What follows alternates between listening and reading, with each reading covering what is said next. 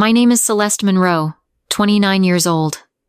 I live alone in a worn-down apartment on the south end of New Granger, the kind of city where people know how to fake being fine. I don't usually talk about my life, especially when the story starts with something like, "I didn't go to my father's funeral." Sounds ungrateful, doesn't it? But hear me out. I was there. I stood behind the dark, stained-glass windows of Whitlock Hill Chapel, watching my sister Mirabelle surrounded by white lilies and whispered condolences, like she'd inherited the right to mourn. I almost walked in, until I heard the laugh. Not the warm kind, the tilted head, triumphant kind, short, like a blade being drawn. He left it all to me. She knows, right? Probably hiding somewhere as usual. Mirabelle's voice cut through the air like she wanted me to hear. I froze, back pressed to the cold stone wall.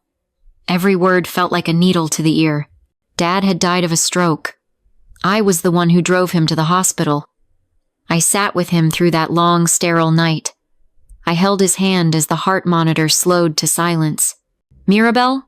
She was in Ibiza, recharging her spirit. But when the will was read, every asset, every share, even the lake cabin and that old watch he wore on Sundays all went to her. I got nothing. No letter. No note. No explanation. Mirabelle was asked to speak at the funeral. She wiped a single fake tear and smiled like a seasoned actress, accepting an award. My father always said I was the light of his life. I turned away. My fists clenched. Not from anger, but because something inside was fracturing. I didn't cry. I just felt cold. Mirabelle had always been the family favorite, the flawless one. And me? I was the shadow. The one no one fought for. I'd grown used to it, until today. When the bells tolled and the mourners spilled out, I slipped away unnoticed. No one said my name. No one asked if I was okay. Except one person, Dad's lawyer. He saw me through the tinted car window, held my gaze for a second longer than necessary, like he was holding on to something he couldn't say. I didn't know if I'd just lost everything, or if I was finally beginning to see who was really on whose side.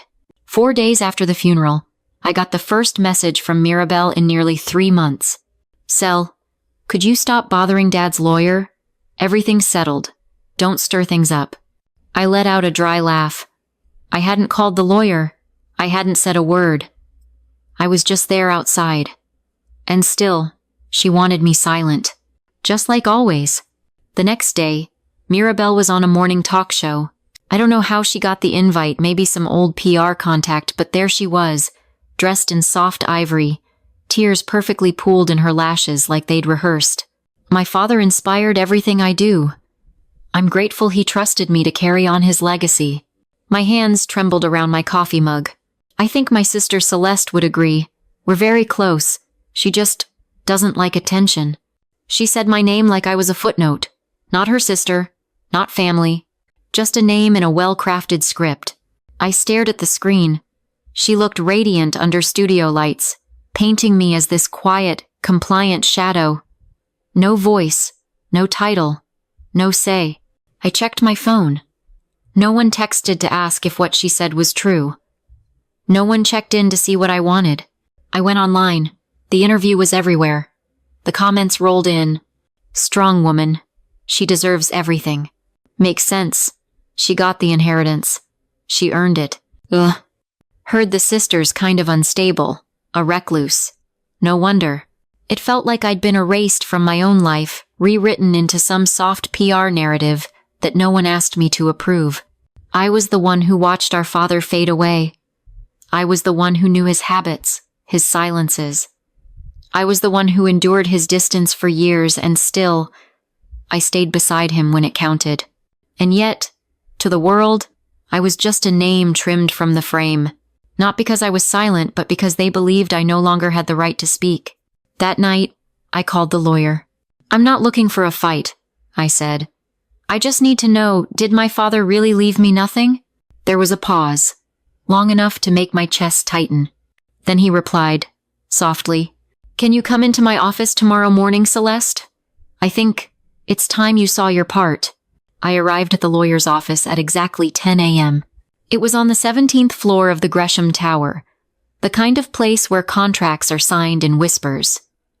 The scent of fresh coffee mingled with old leather in a room paneled in dark walnut. No assistant greeted me. Just him. His name was Charles R. Langston. Black-rimmed glasses gave his gaze a sharpness that didn't match his voice quiet, like a man who'd watched too many people lose themselves for what they thought they deserved. "Thank you for coming, Celeste. He placed a file on the desk. Thick, clean, clipped together with a simple silver fastener. "I won't use words like surprise or secret. Your father didn't leave things to chance." I said nothing. My hand stayed still on my lap. My heartbeat wasn't racing, it was heavy, slow. Charles opened the folder. Inside wasn't a will, not legal papers. It was a small, worn leather notebook. "This is your part." I stared at him, waiting for the rest. "Your father left the official estate to Mirabelle, yes, but his private legacy wasn't written into the public record." I opened the notebook. The first page had a single handwritten line. "If you're reading this, it means you're still listening, even when all is silent." My hands trembled.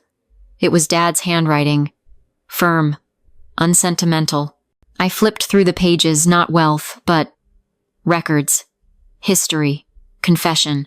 Things no one ever said. How Mirabelle had once been caught embezzling from one of Dad's companies, but he covered it up. How he'd bought her a failing retail chain just so she could pretend she was self-made. And how he let me believe our mother was dead, when in truth, she left. He knew he'd failed me. And instead of rewriting it publicly, he handed me the raw truth to find if I was quiet enough to listen. "He didn't want you to fight," Charles said. "He wanted you to see clearly and choose what you'll do with that clarity." I closed the notebook.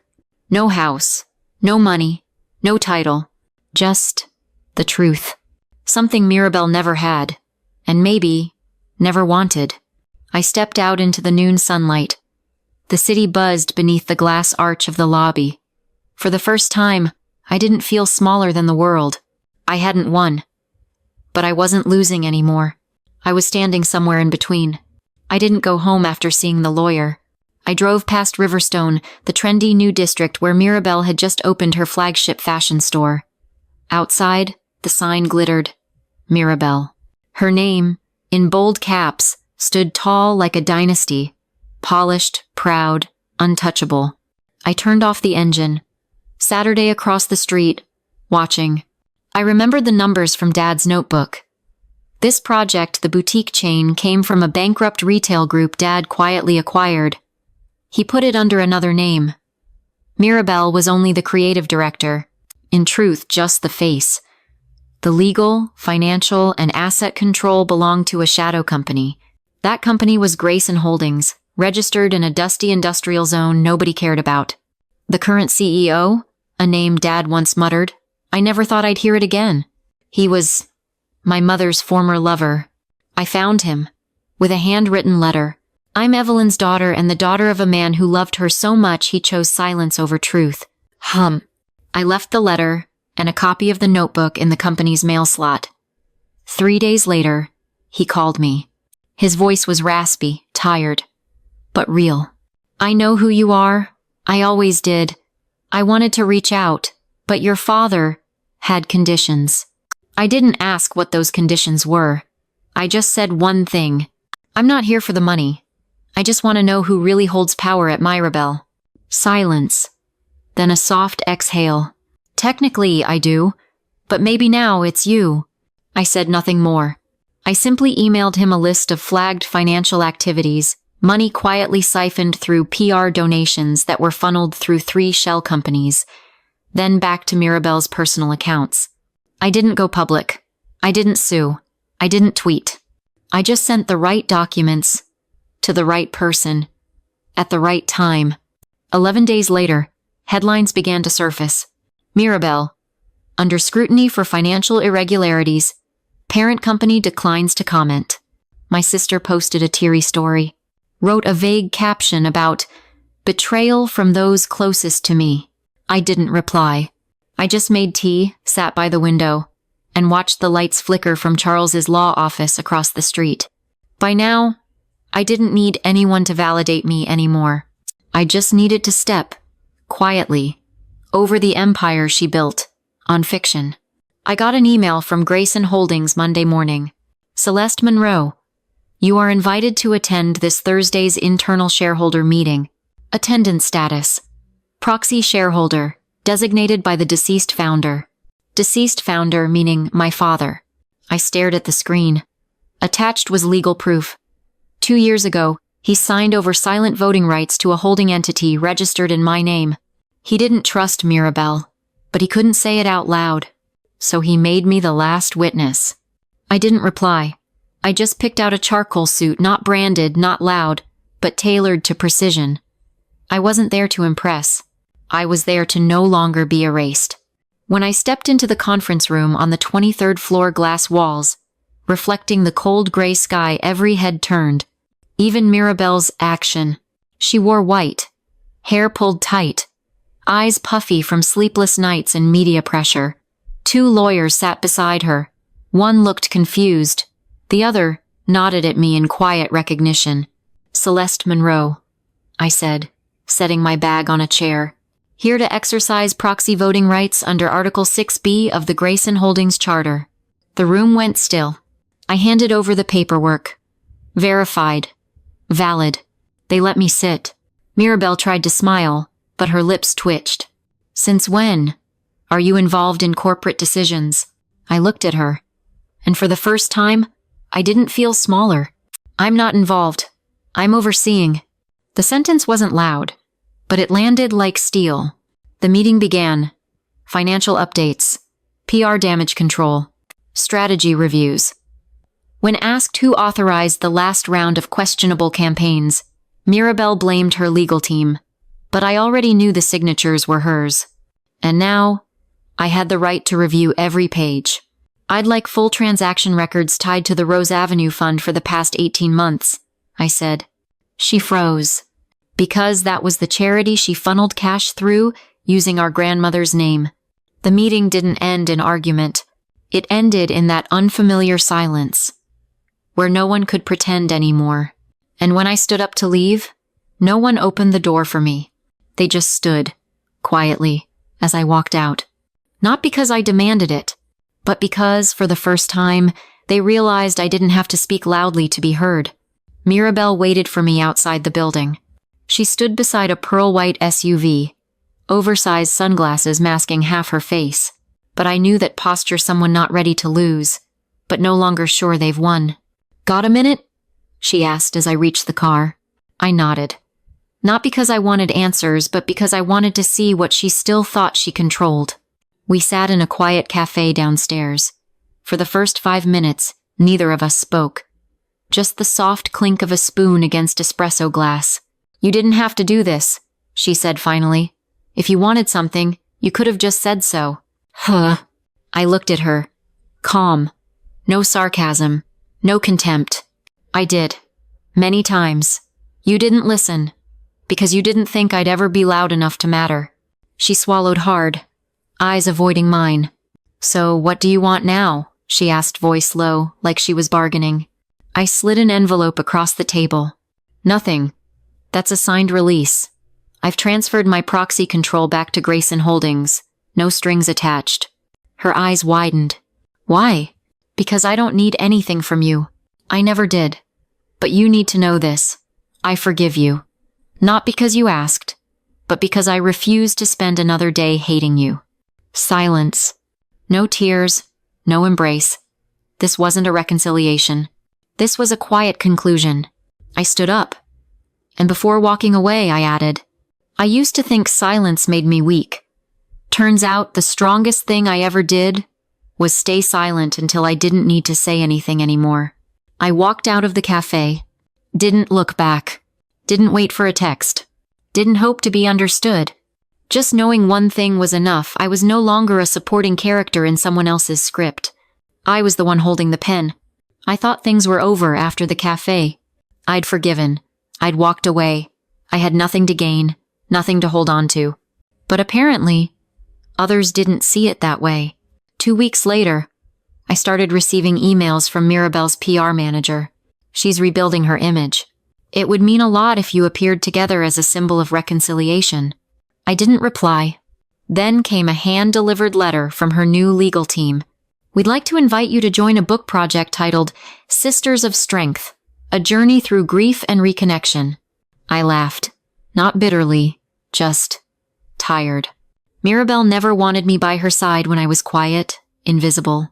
But now that the name Celeste Monroe appeared in articles as the silent overseer of a fashion empire, suddenly I had value. I didn't react, but I started paying attention. And I realized even after I'd stepped away, they were still trying to pull my presence into their narrative, to soften their edges using the image of me. I realized I hadn't just been left out of the will. I'd been the backdrop, the convenient shadow for someone else's spotlight. They'd chosen the frame, the lines, the ending. But not anymore. I wrote a letter, handwritten, sent straight to her legal counsel. I will not be participating in any reconciliation campaigns. I don't need to be included in someone else's story to exist. I've written my own and I ended it in the previous chapter. All future media requests may be directed to my lawyer. No anger, no threats, just a boundary. A week later, I received the final email. Polite, hollow. No more invitations, no more requests. And for the first time, my inbox felt quiet. It was like pulling my hand away from a rope I'd been tangled in for years, only to realize it wasn't a chain, just string. I didn't need anyone to free me. I just had to stop holding on. I wasn't planning to attend the Whitlock Foundation's annual gala, the nonprofit my father once co-founded. I used to go with him as a teenager, sitting quietly at long tables draped in white linen, listening to high-profile guests talk about impact they didn't really believe in. After he passed, Mirabelle took over as the public face, and this year's event was hosted at the Grand Argent Hotel, lavish, overlit, and very, very public. I didn't have a ticket, but I had a personal invitation from the new board of trustees. The letter read, Miss Celeste Monroe is invited to attend as an independent strategic advisor to the foundation. No press, no speech, just presence. I wore a minimalist black dress, no label, hair in a neat bun. No one noticed when I arrived, and I didn't need them to, until the MC started reading off the evening's distinguished guests. And we are honored to welcome Miss Celeste Monroe, Strategic Advisor, appointed directly by the Foundation's senior donors. The room paused for half a beat. I didn't stand. I just nodded slightly. But from the VIP table, I saw Mirabelle's eyes lock onto me, like she was seeing a ghost she thought she'd buried. And then the MC continued. Miss Monroe is currently leading a $28 million education project in Edgewater, the community where she grew up. I heard whispers from the next table. Edgewater? That rundown neighborhood? She's from there? Celeste Monroe? I thought she was just Mirabelle's sister? No one laughed. No one gasped. But I knew the old labels had just slid off my shoulders. I no longer had to be someone's sibling. I was someone with my own story, my own arc, and a seat no one could take away. After the gala, an older woman approached me and held out her hand. I'm this year's top donor, she said. I want my daughter to look up to you not because you're famous, but because you're composed. I shook her hand, lightly, said nothing, because by now, I knew I didn't need to explain myself. I hadn't stepped up. The world had simply rearranged itself around me. I received a package. No return address, no note, just a worn brown envelope, delivered to the Edgewater Project office where I worked daily, far from the Monroe name, far from cameras. Inside was a black and white photograph. It was me, age 7, sitting on a porch step, hair messy, clutching a stuffed bear. A young woman sat behind me, hand resting on my shoulder. Her face had been torn in half. I'd never seen this picture, and the writing on the back made my heart pause. You may not remember me, but I never forgot you. A week later, I met my mother at a quiet care facility in Northern Holloway. Too many paper flowers hanging from the hallway ceilings. Too few real visitors. Her name was Evelyn. Still the same. Her eyes deep, Hair silver short, voice lower now, like every word had to push through years of being unheard. Your father let me go in silence. He chose to keep you, and I wasn't strong enough to fight for you. I didn't feel anger. Strangely, I didn't feel hollow anymore either. Just a pause, like a chapter finally being closed. Mirabelle knew, she said. She chose not to tell you. I nodded. I didn't need to ask why. Evelyn opened her wallet and handed me a key. Rusted. Labeled, Cedar Hills, Storage 241B. Your father used it to store things that didn't matter. But I think what's in there is something you deserve to know. Not forget. I went that afternoon. It was raining. Inside the unit was a steel cabinet. Old, but oddly clean. Letters, photos, audio recordings of my father never released, speaking about how he didn't know how to love two daughters at the same time. About choosing Mirabelle because she made him feel proud, while I made him feel real. One final recording, voice slow, waited. If Celeste is hearing this, you need to know, I didn't write you out of my life. I wrote you out of the fear I never overcame. I cried.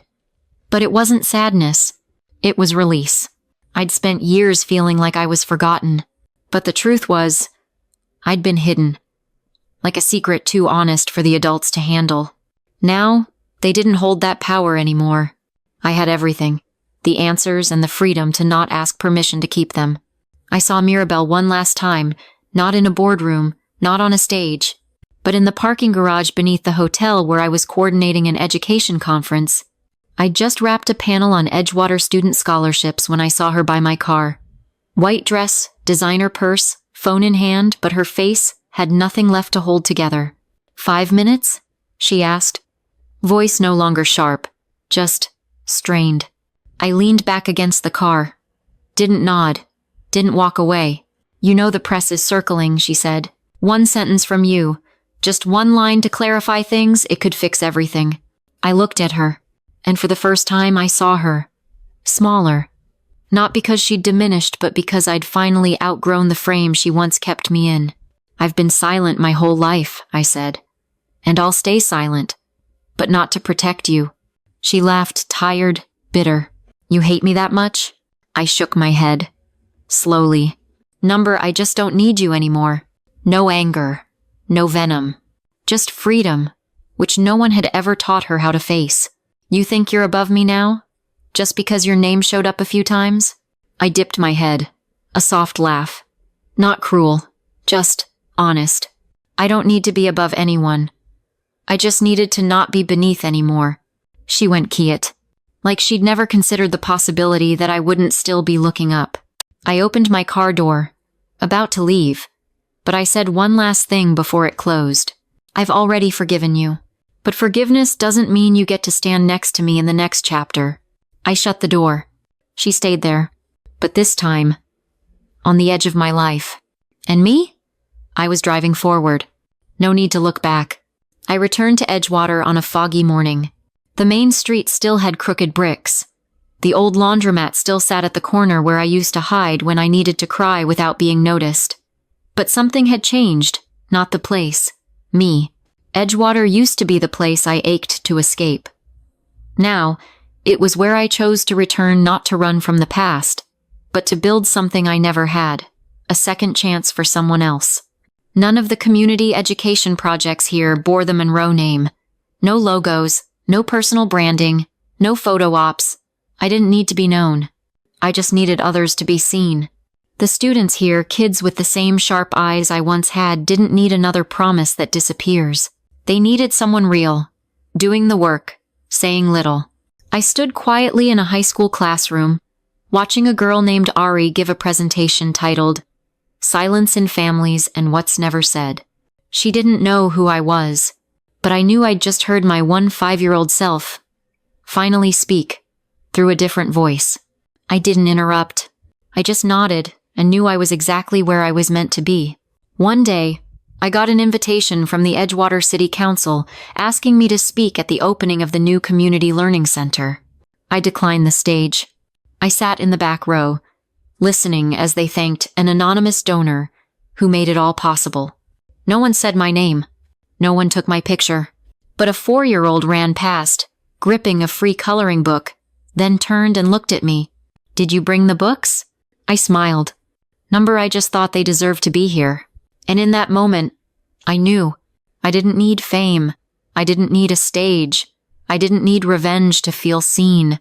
I just needed a place where I no longer had to prove I deserved to exist. And I had quietly built it. I got the final call from Charles, my father's lawyer, on a soft September afternoon. His voice was lower than usual, like what he was about to say wasn't business. It was something else. "I have something. The last thing your father left. An addendum. Not to enforce. Just to pass along." I met him at the old office where it all began. Charles wasn't in a suit this time. Just linen, sitting behind that same wooden desk. Like a man who'd completed the major work of his life, with only one last envelope left to hand over. He intended to send this when you turned 30. But after watching you write your own way, I think you're ready sooner. He handed me a blue-gray envelope. Thick. Precise. I opened it. No money. No claim of inheritance. Just a copyright filing for a memoir that had never been published. Title: The Shadow Daughter. Author: C. Eyre Monroe. All publishing and editorial rights. Transferred to Celeste Monroe. I flipped through the pages. It was my father's voice. Not rigid, not boasting, not erasing. Just storytelling. Honest, bare, and sometimes cruel. One passage read, "I didn't know how to love Celeste the way she needed. I only knew fear.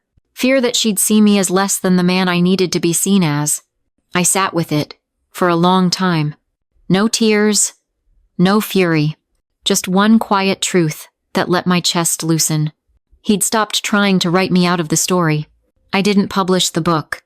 I edited a few lines, added an ending, then placed a copy at the Edgewater Public Library under a different author's name. Not so people would know, just so it would exist the way I once wished I could. And if you asked me now, did I reclaim the inheritance? I'd say, no. I reclaimed myself. And that's all I ever truly needed. Some battles don't need to be won with shouting. Some betrayals don't need to be confronted.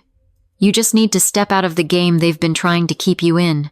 And some legacies aren't built on money or recognition, but on the quiet courage to rewrite yourself without waiting for permission or applause.